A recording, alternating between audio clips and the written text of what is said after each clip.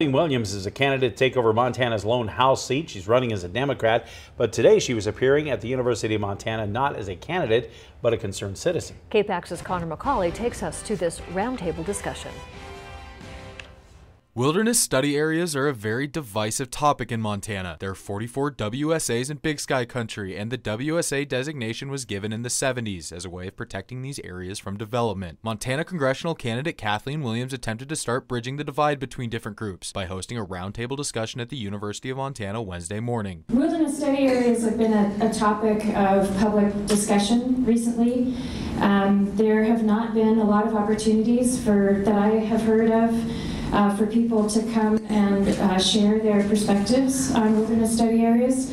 So we wanted to provide that opportunity. That opportunity for open dialogue produced a handful of different ideas on how to go forward with WSAs. One of the ideas reiterated by multiple people is that it'll take compromise between all groups involved to achieve the best plan of action. Conservation and recreation and access it's not a zero-sum conversation, and that real landscape protections come at the intersection of more traditional old school conservation, as well as recognizing that these landscapes need to be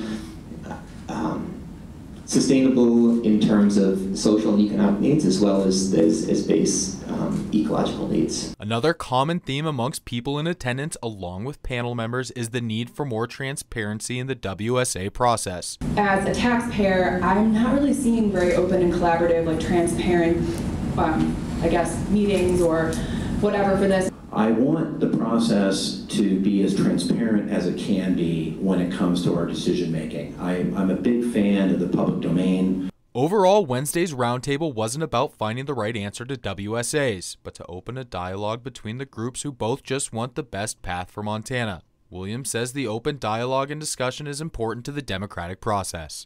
Very important. As all policymakers should be willing to go out and ask people what they feel about certain important issues and listen to that. In Missoula, Connor McCauley, MTN News.